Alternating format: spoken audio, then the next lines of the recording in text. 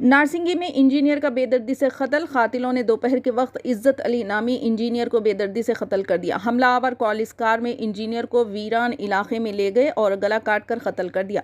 Car में 2 नौजवानों के साथ खवातीन भी मौजूद थी। बताया जा रहा है कि 2 खवातीन ने मकतूल की टांगें पकड़ी और कातिल ने चाकू से मकतूल का गला काट दिया। हमलावर चाकू से इसका गला काट कर मौके से फरार हो गए।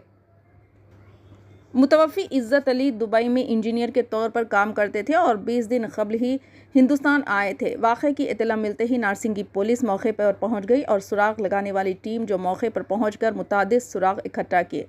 मुतवफ़ी के कत्ल क्यों गया इसकी तहक़ीक़ात की जा रही है। नारसिंगी पुलिस ने कॉलिस कार के साथ 2 मोबाइल फ़ोन भी ज़ब्त कर लिए।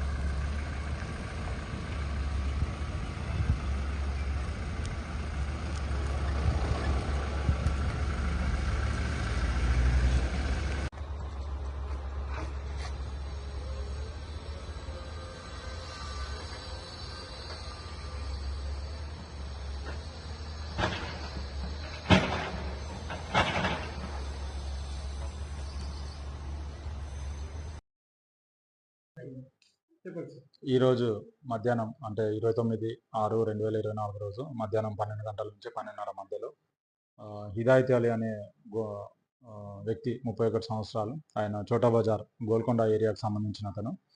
ఆయన 15 నుంచి 20 రోజుల మధ్యలో అక్కడి నుంచి దుబాయ్ నుంచి సౌదీ అరేబియా నుంచి ఇక్కడికి హైదరాబాద్కి వచ్చిండు. వాళ్ళ ఇల్లు గోల్కొండలో ఉంటుంది. ఆయన పొద్దున 11 గంటల టైంలో ఇంట్లో నుంచి బయలుదేరిందని చెప్పి వాళ్ళ ఫ్యామిలీ మెంబర్స్ చెప్తున్నారు. మాకు 12:30 ఆ టైంలో మాకు ఇన్ఫర్మేషన్ రాగా ఇమీడియట్గా మేము అక్కడ రష్ అవ్వడం జరిగింది.